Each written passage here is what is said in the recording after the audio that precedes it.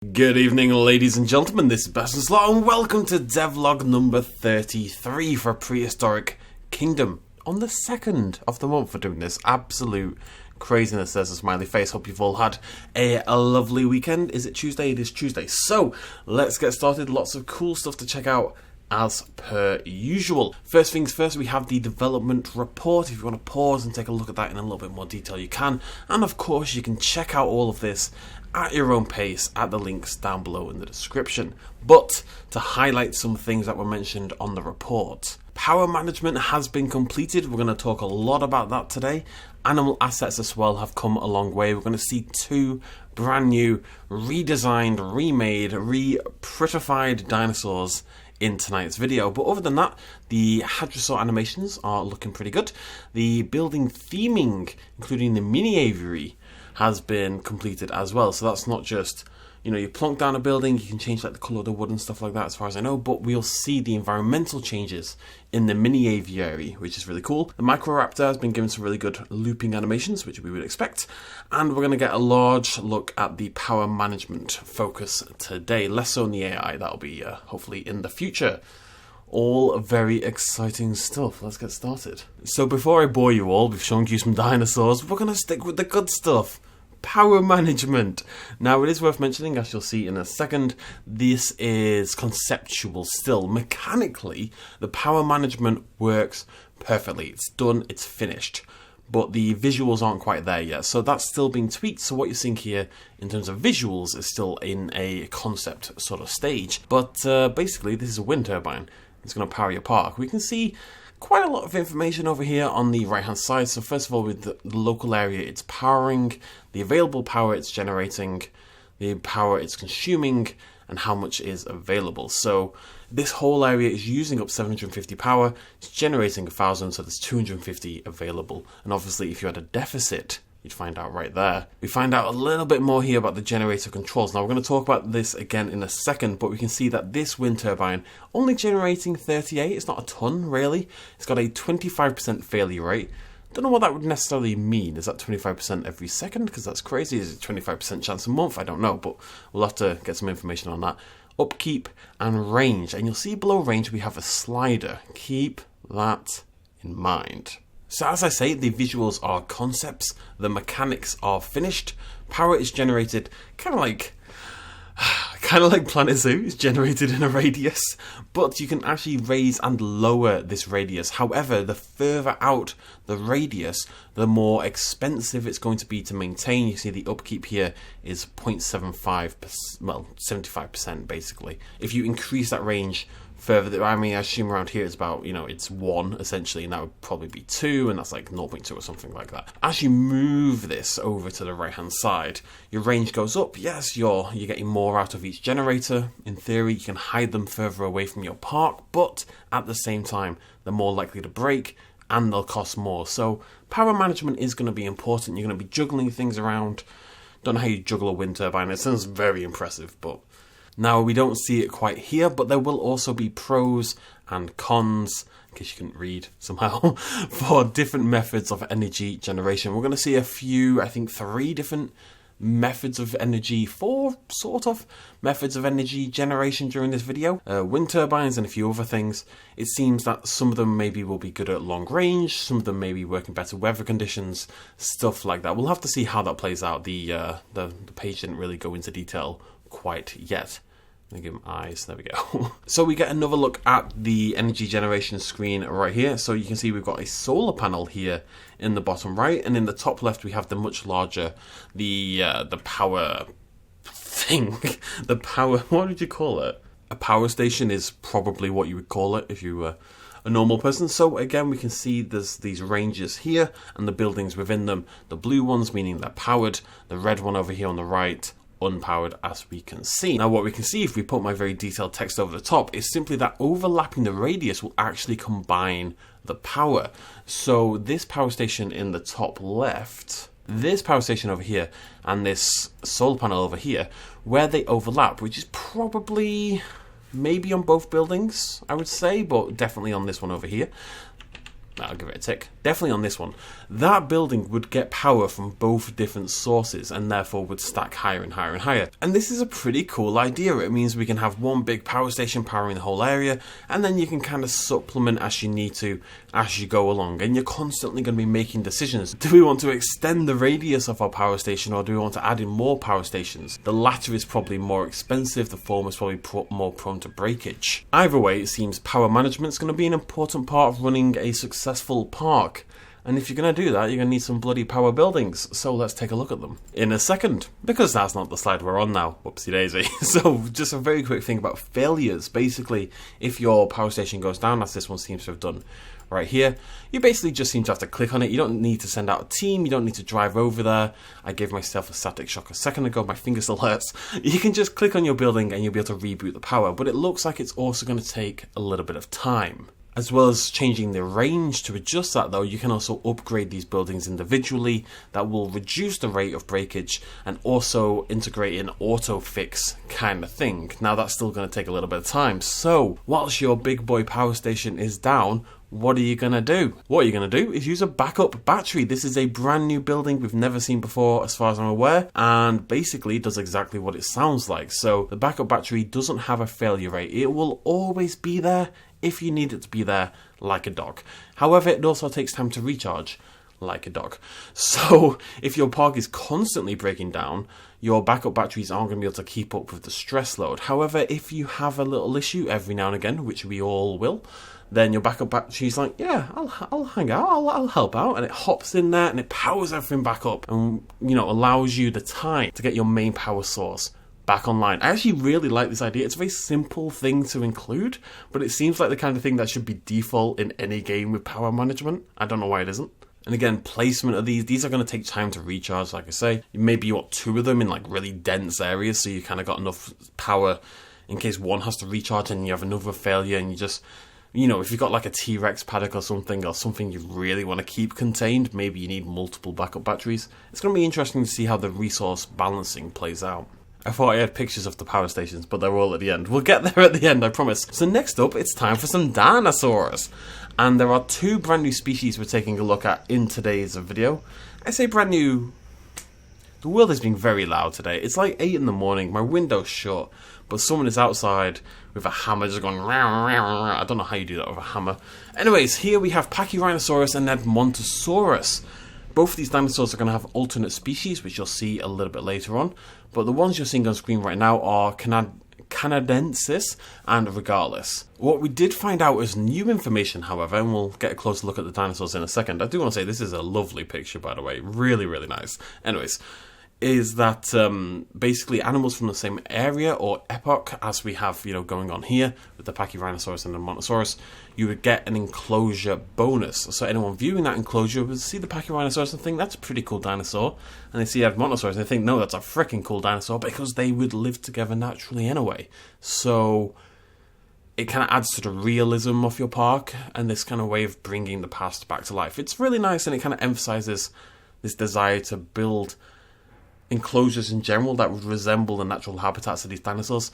You don't have to if you want to. If you want to put 20 T-Rexes in with one poor Pachyrhinosaurus, you can do that. But if you want to build a realistic park, you will be rewarded for doing so, which I think is pretty sweet. So let's look at those dinosaurs in a little bit more detail. Both of these, by the way, have been added to the roster page on Prehistoric Kingdom website, which means both of these will be in the early access version of the game that we're going to get at some point next year. First of the 2 then is Pachyrhinosaurus. As we saw already, we've seen the Canadensis, but there's also Lucasti or Perotorum, all of which I have assumedly utterly butchered. But there we go, nice close look at the Pachyrhinosaurus.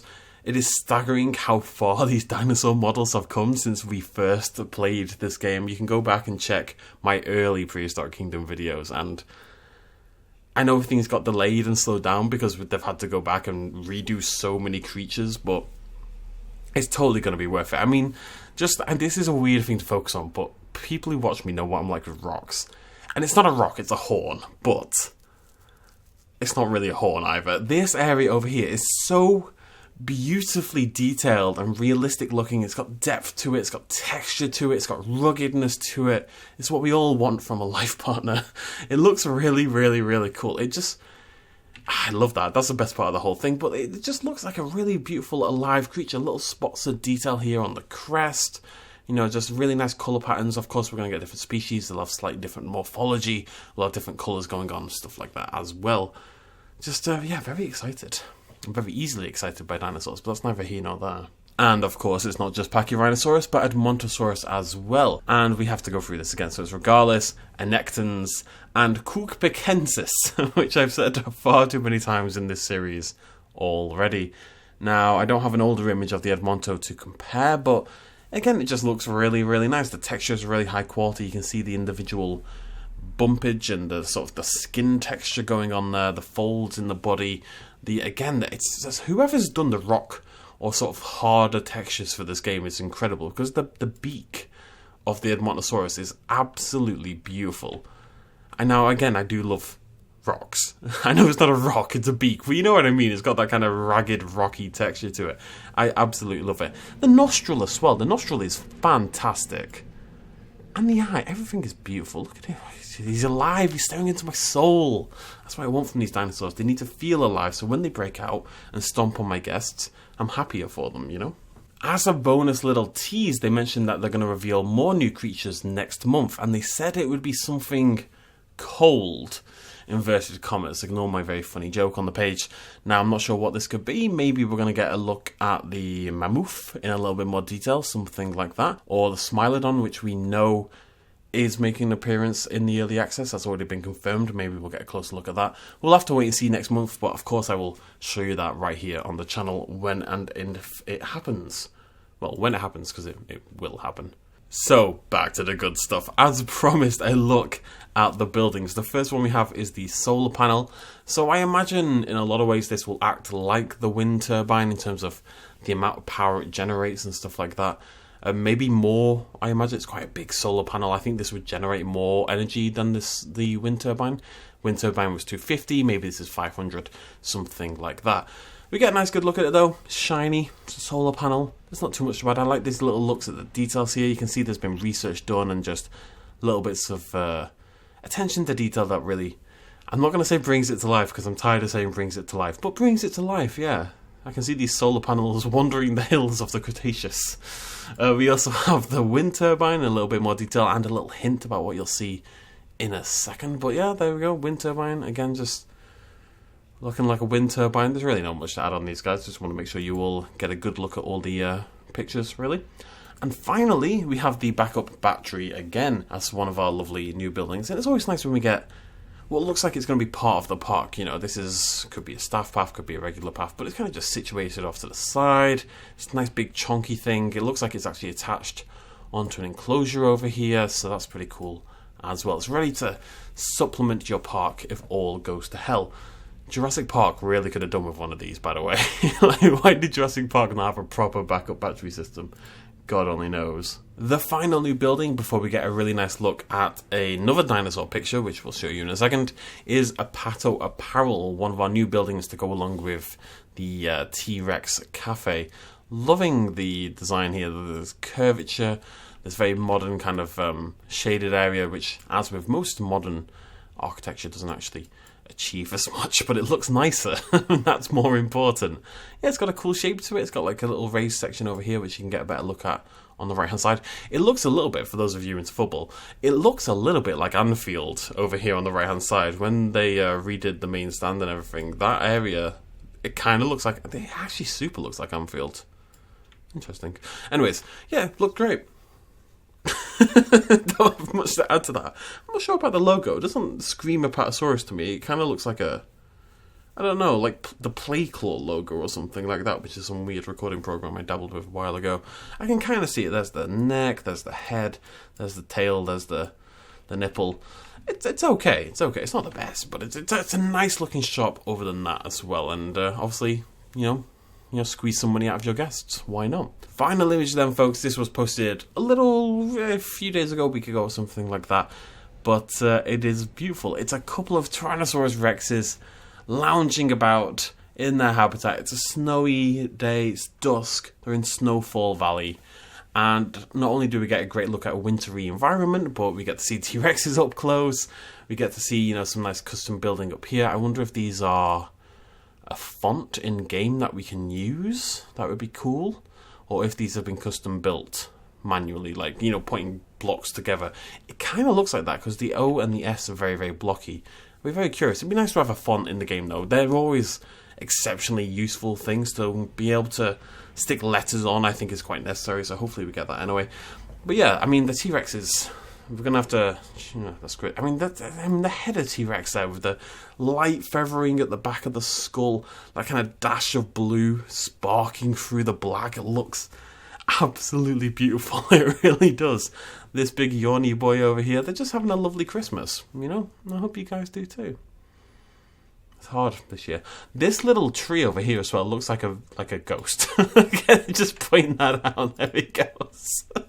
He's the best part of this whole thing. Oh my god, he's my favourite. Look, he's got 2 arms. There's an arm here, obviously, but he's got a little arm here as well. I give him a mouth, but I think my pen's too big. Right. That is also just a little detail. Look at this. Look at a little snowflake. Not adorable. It's not just circles. It's a little snowflake. I love it. Don't think there's much else to pull from this. It's kind of the exhibit builds we've sort of seen before, but it's nice to see a new environment in action. Hopefully the kind of thing we see a lot more of going forward.